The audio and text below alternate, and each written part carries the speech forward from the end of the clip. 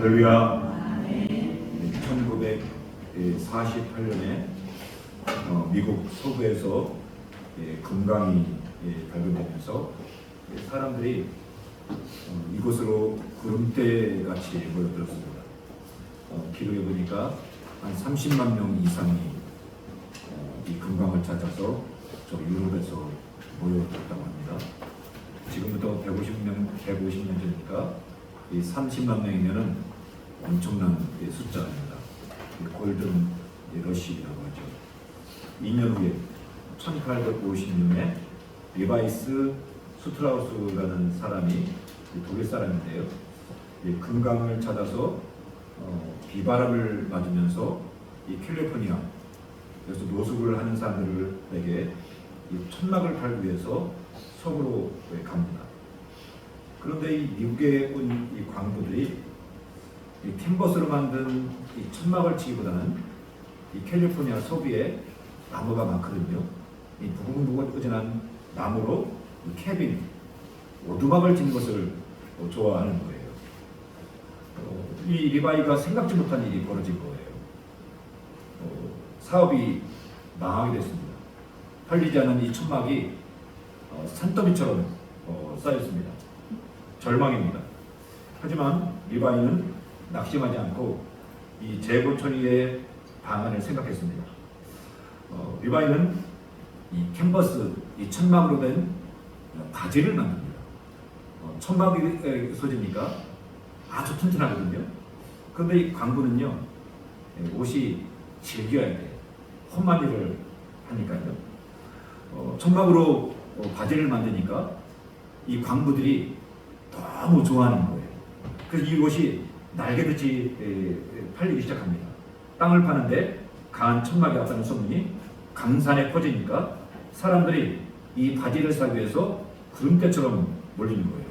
리바이는 이 수요를 충당하기 위해서 3년 후 1853년에 동생과 함께 리바이 트라더스 앤 컴퍼니라는 이 회사를 만들어요. 이 바지가 1970년대, 80년대 우리나라에 유명했던 청바지예요. 청바지의 원래 재질은요, 천막입니다. 누구나 한 번씩 읽어봤죠? 리바이스 R, 501R이라고 하나요? 2026년도를 사시면서 예상치 못한 일이 있어도 당하거나 낙심하지 마시기를 주님의 이름으로 축복합니다. 왜요? 우리 삶에는요, 항상 예기치 못한 일들이 일어납니다. 우리의 삶에는요, 복병이 있어요. 그러나 그 예상치 못한 일 중에 하나님께서 우리와 함께 하시는 은혜를 믿으시기를 주님의 이름으로 축복합니다. 예상치 못한 일, 내가 생각지 않은 방향으로 내 일이 이렇게 흘러가도 하나님께서 거기에 함께 하시는 줄 믿으시고 하나님의 인도하심을 항상 구하시는 하나님의 자녀 되기를 예수님의 이름으로 축복합니다. 그런데 이 리바이스 청바지를 만든 사람이 유대계 독일 사람이에요. 유대계 독일 사람. 리바이라고 하는데 성경 발음은 레위예요. 레위인 아시죠? 레위의 영어 발음이 리바이. 이게 리바이 것인데 영어 표기는 리바이인데 원래 성경 발음은 레위예요. 그러니까 이 바지를 만든 사람이 누구예요? 구약 성경 레위 지파의 후손인 거예요. 리바이 스트라우스. 출애굽기 20장 6절에 나는 나를 사랑하고 내 계명을 지키는 자에게 천대까지 은혜를 베푸니라고 했습니다. 레위는 BC 1446년에서 BC 1440년까지 40년 동안 광야에서 하나님을 위해 천막을 운동 안 하고 천막 치는 일을 했습니다. 그 레위의 후손들이 3293년 약 3300년 후에 이 천막을 통해서 성공했다. 이것은 매우 의미가 있다고 생각을 합니다. 왜요? 하나님께서요, 나를 사랑하고 내 계명을 지키는 자에게 천대까지 은혜를 베푸시겠다고 했지 않습니까? 하나님은 반드시 약속을 지키시는 분입니다. 레위는 야곱의 셋째 아들입니다. 레위의 후손은 레위 지파를 형성했고, 이 레위 지파에서 제사장이 나왔어요. 레위기는 레위기를 읽었는데요. 레위기는 레위인, 레위 사람에게 관련된 기록들, 책이라는 의미입니다.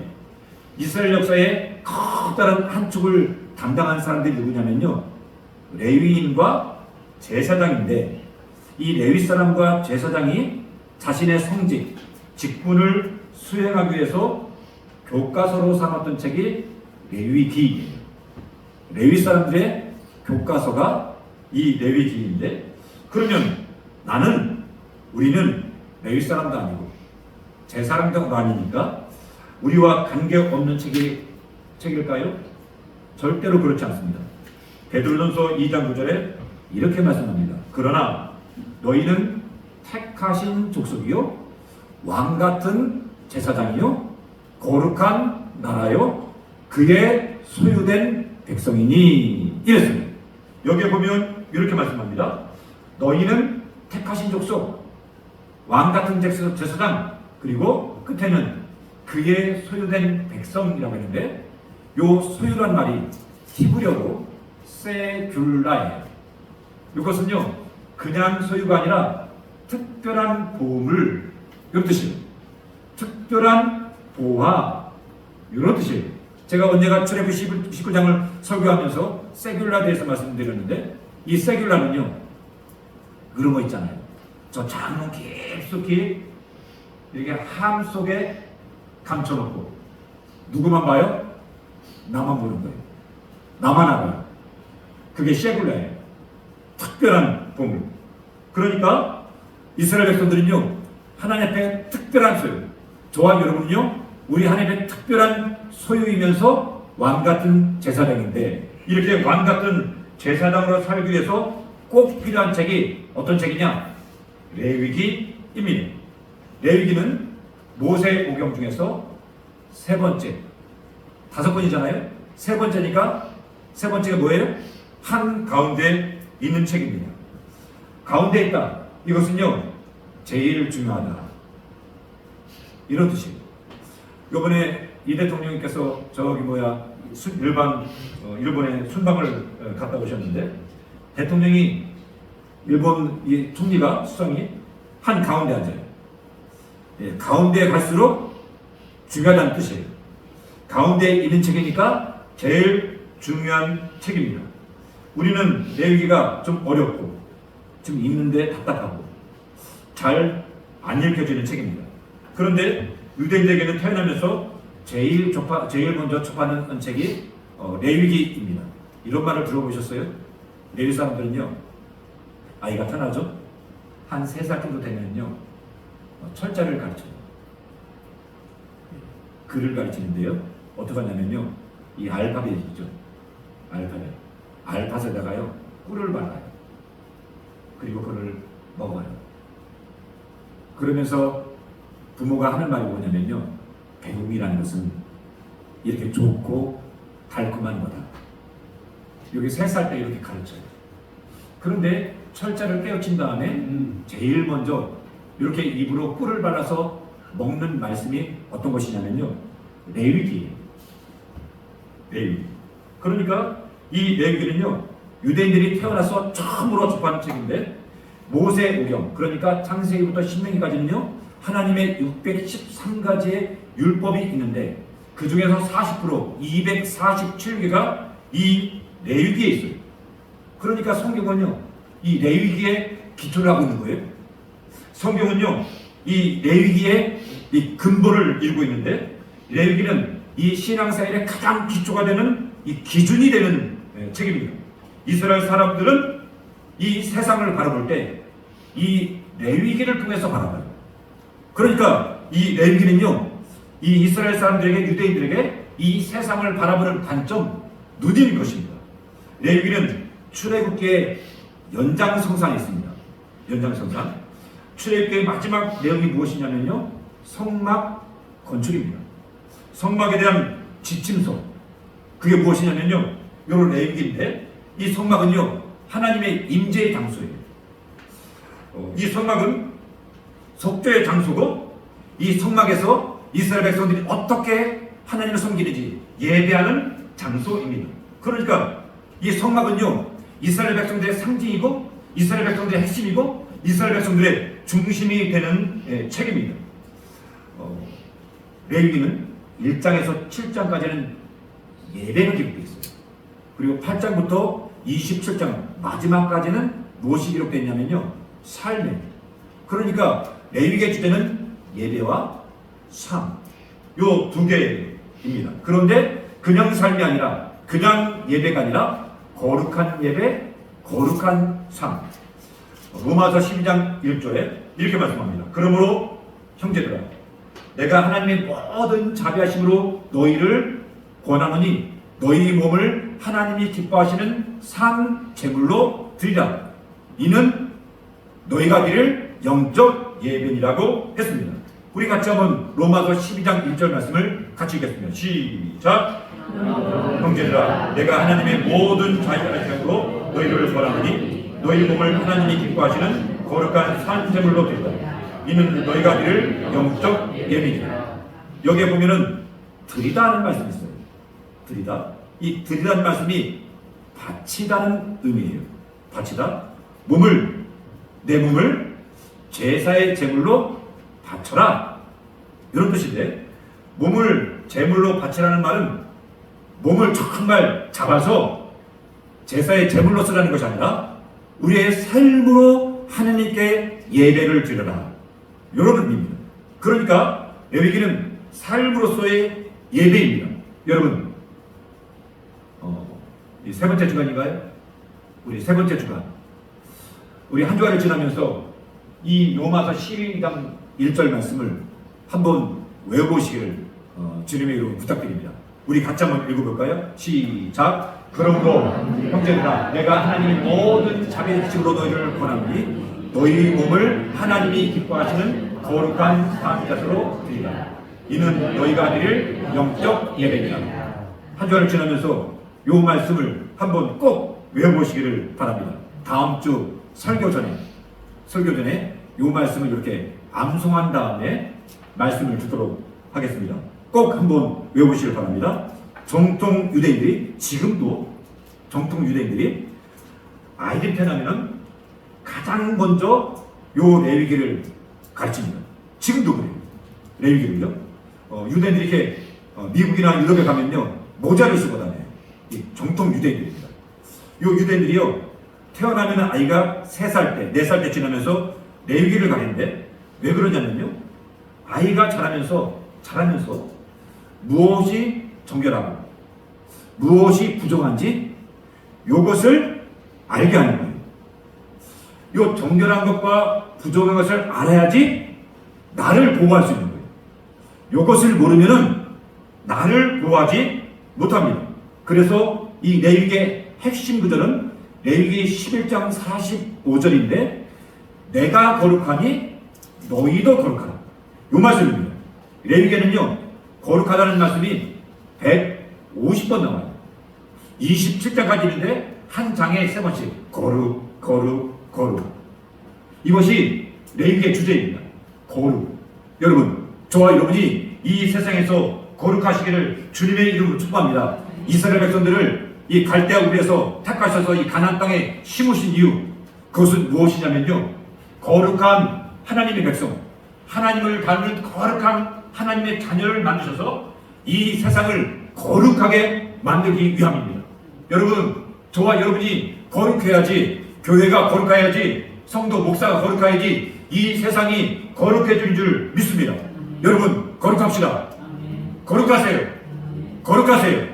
다시 말씀드리는데 거룩하시기를 주님의 이름으로 축복합니다. 오늘날 이 기독교인 교회가 이 거룩의 개념을 잊어가고 있어요. 이 세상의 사람들이 거룩이 뭔지 모르고 있습니다. 여러분, 꼭 거룩하세요. 거룩하십시오.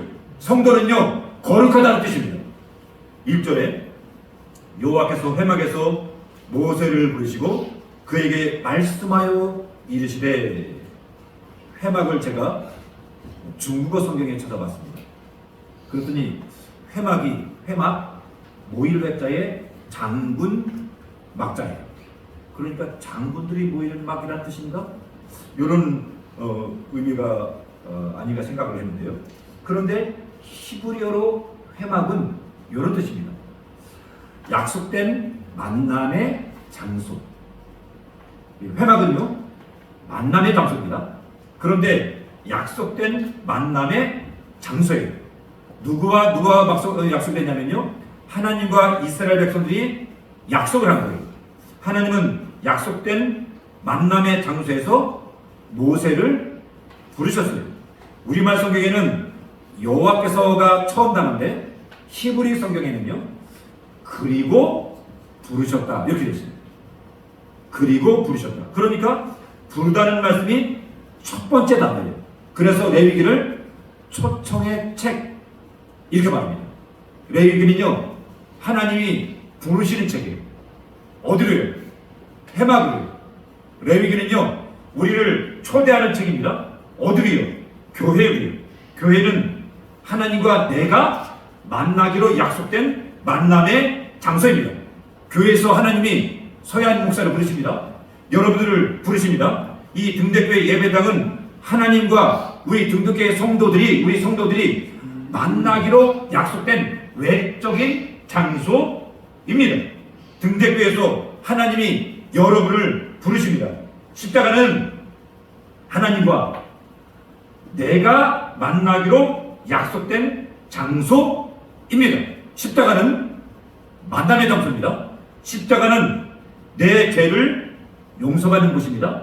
십자가는 내 영혼이 구원받는 곳입니다. 십자가는 내 인생의 저주가 끝나고 은혜가 새롭게 시작되는 곳입니다. 새 인생이 시작되는 곳, 여기가 십자가입니다. 십자가는 하나님과 내가 만나는 만남의 장소입니다. 십자가는 이 세상과 천국이 만나는 곳입니다. 십자가에서 하나님이 여러분을 부르십니다. 십자가 있는 곳에 우리 하나님이 계십니다. 여러분, 십자가 없는 곳에는요, 하나님이 안 계세요. 여러분, 십자가 있는 곳에 우리 하나님이 계십니다.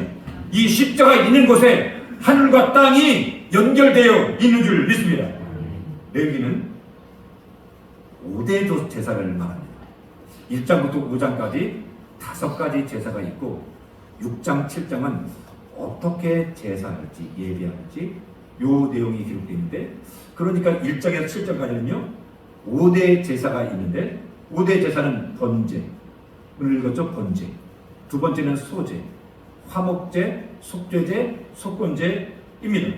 번제는 태울 번제입니다. 불로 태워서 드리는 제사입니다. 이 번제는 5가지 제사 중에 맨 앞에 첫 번째, 으뜸, 가장 기본적인 제사입니다.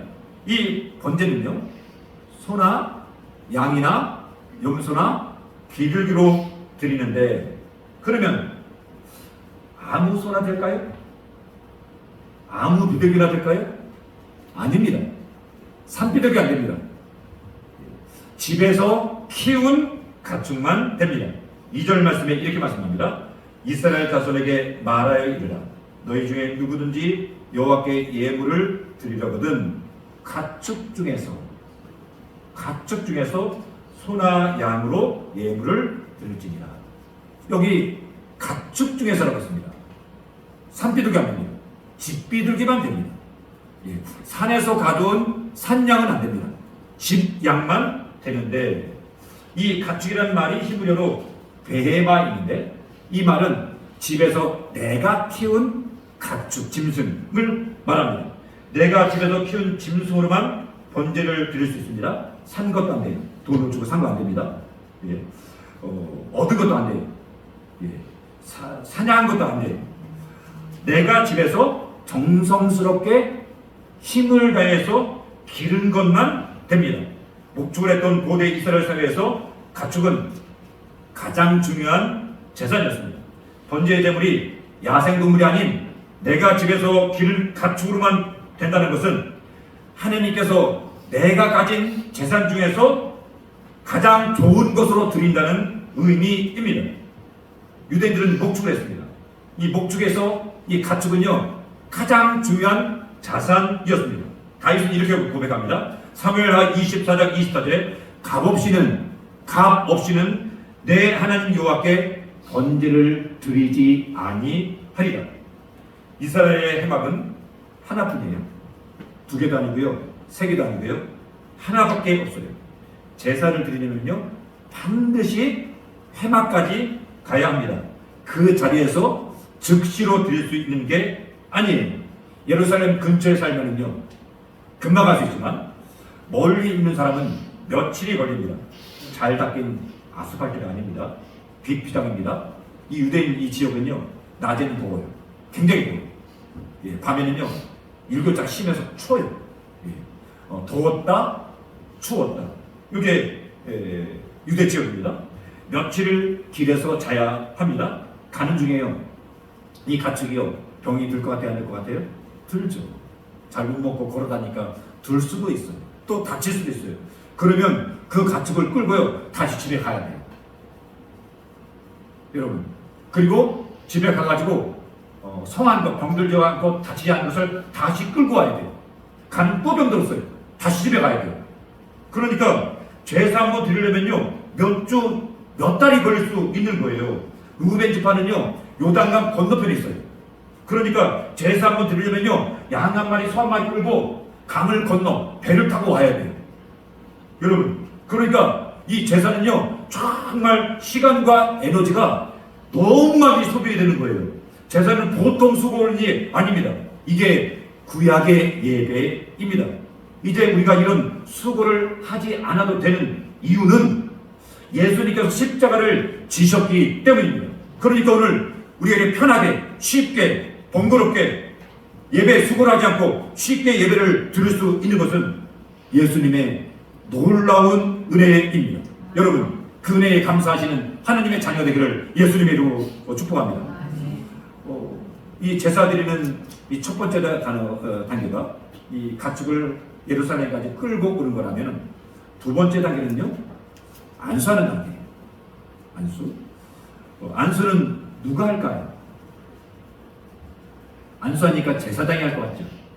그런데 이 안수는요 끌고 온 사람, 제주가 하는 것입니다. 4절 말씀에 이렇게 기록합니다. 그는 번제물의 머리에 안수할지니 그를 위하여 기쁘게 받으심이 되어 그를 위하여 속죄가 될 것이라. 이렇게 말씀합니다. 안수한 사람이 기쁘시게 받으심이 되고 안수한 사람이 속죄, 죄사함을 받는다. 이랬어요. 안수를 할 때 그냥 손만 얹는 게 아닙니다.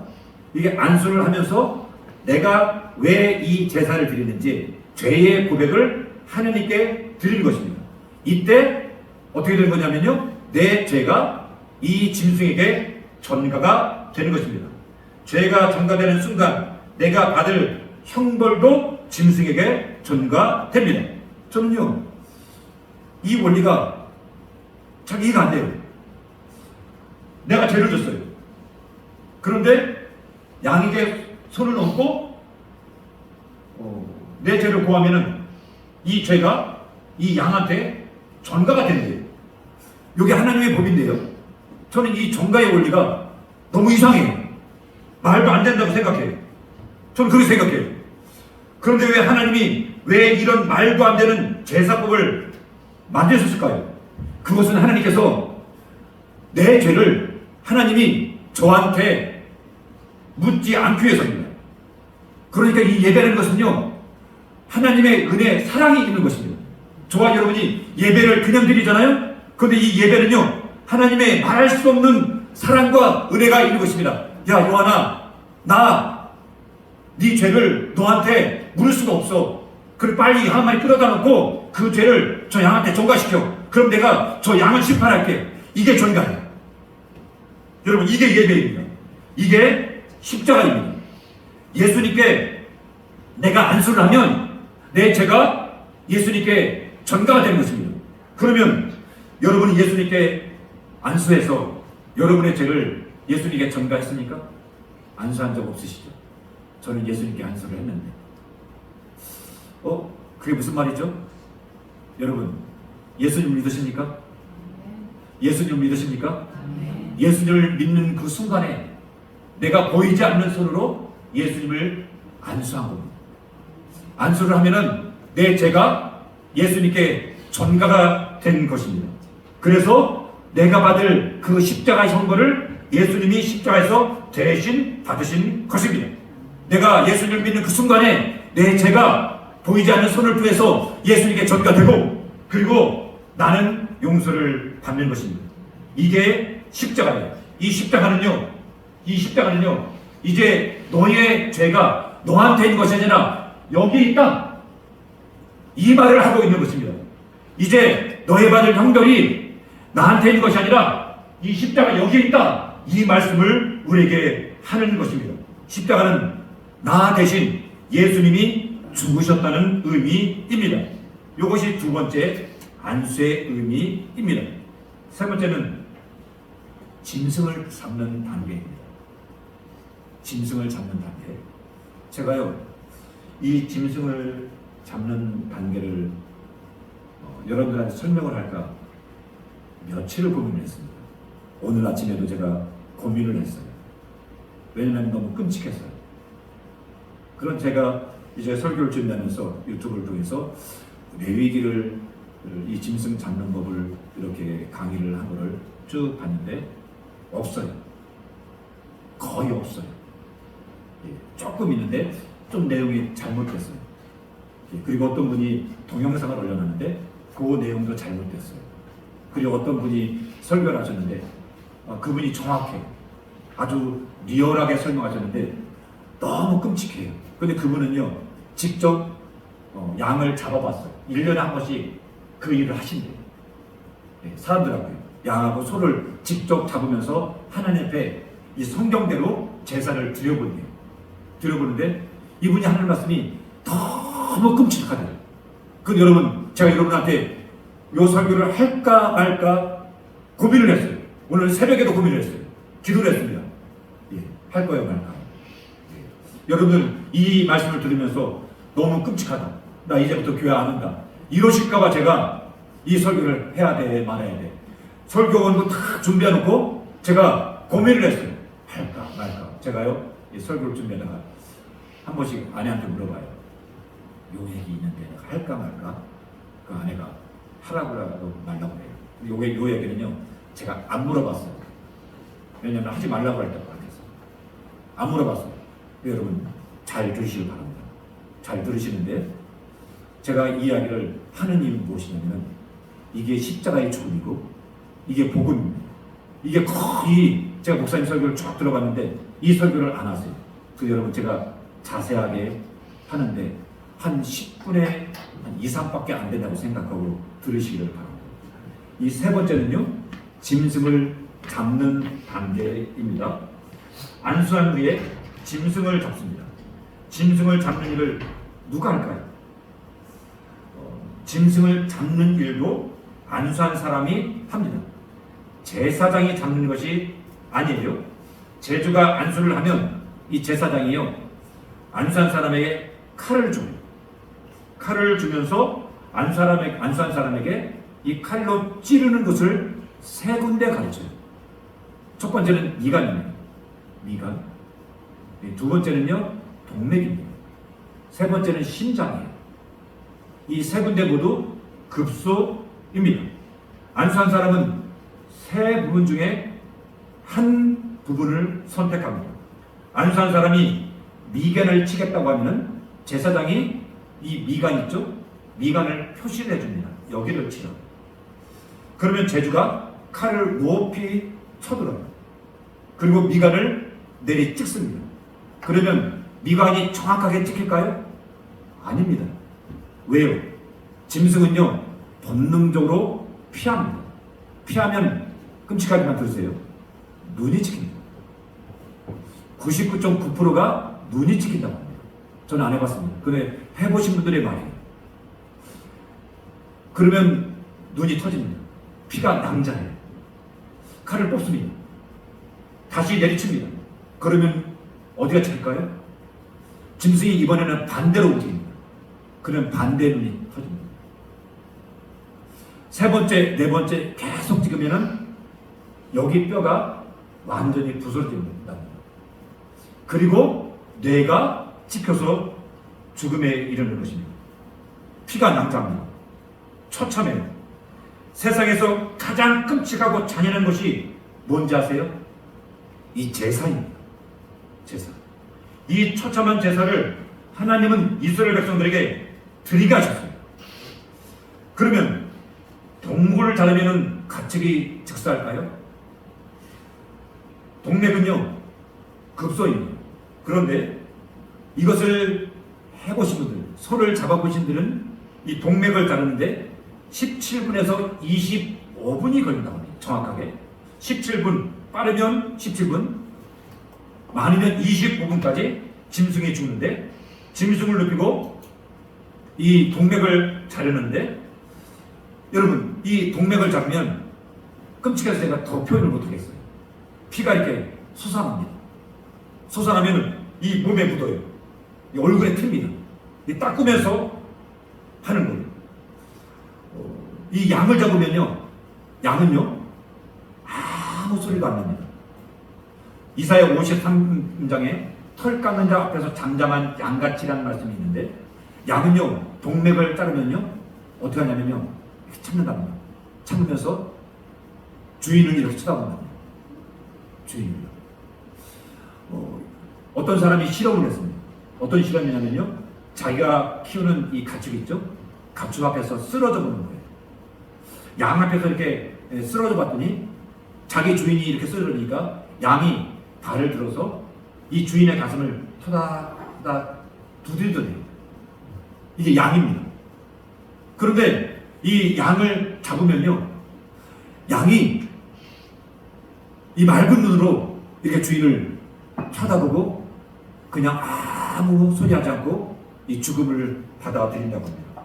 염소는요 콧물 막 비틀면서 막 난리를 치는데, 양은 소리도 안 내고 죽는다고 합니다. 여러분, 살아있는 생명을 칼로 찌르는 일은요 쉽지 않은 거예요. 그런데 구약의 사람들은요 이 제사를 계속 드리는 거예요. 솔로몬은요 1천 번제를 드렸어요. 1천 번제. 양을 1천 마리 잡았다는 것은요 이거 보통 정성이 아닌 거예요. 안 사는 사람이 심장을 선택합니다. 심장을 선택하면은요 이 칼이 작기 때문에 심장까지 닿지를 않는다고 합니다. 그래서 기다란 꼬챙이를 제사장이 이 제주한테 준다고 합니다. 그러면 이 제주는요 이 꼬챙이로 뒤로 뺐다가 아주 세게 찌른다고 합니다. 그러면 심장은 한 번만에 짐승이 죽을까요? 안 죽는다고. 심장 중에서요 굽소가 있대요. 이 굽소를 찔러야 죽는데, 이 굽소는요 전문적인 도살꾼 아니면 찍지를 못한다고 합니다. 보통 사람들이 7번에서 8번을 찍는데 8번 찍는 동안에 여기가 가슴이 뻥 뚫린다고 합니다. 여러분, 이게 제사예요. 우리는요 죄를 대수롭지 않게 생각합니다. 별거 아니라 생각합니다. 회개하고요, 죄 짓고요, 또 돌아서서 죄 짓습니다. 예배 드리고요, 기도하고요, 회개하고 돌아서서 죄 짓습니다. 똑같은 죄. 개가 토한 것을 다시 먹듯이 다시 죄 짓는 것이 사람이에요. 그런데 이 제사를 들어본 사람이 말입니다. 이 제사를 진짜 내 손으로 드리고 나니까요 죄를 못 짓겠더래요. 너무 끔찍했어요. 이게 제사입니다. 네 번째는요 가죽을 벗기는 단계입니다. 소가죽을 벗기는 것은요 쉽지 않습니다. 잘 안 돼요. 제가 군생 하는데 군대 가니까요 이 가을이 되면 이 동료들이 이 산에 가보면은 어떤 일을 하냐면 뱀을 잡아서 구워 먹어요. 저는 한 번도 먹지 않았습니다. 그럼 내려가서 보니까요 저는 끔찍해서 쳐다보기 싫은데 발로 갈고 칼로 이렇게 오린 다음에 그냥 쭉 벗기면은 그냥 벗겨져요. 간단해요. 닭 껍질도 쉽게 벗겨집니다 그런데 이 소가죽은요, 안 벗겨져요. 안 벗겨져요. 막 잡아당겨야 돼요. 생각해보세요.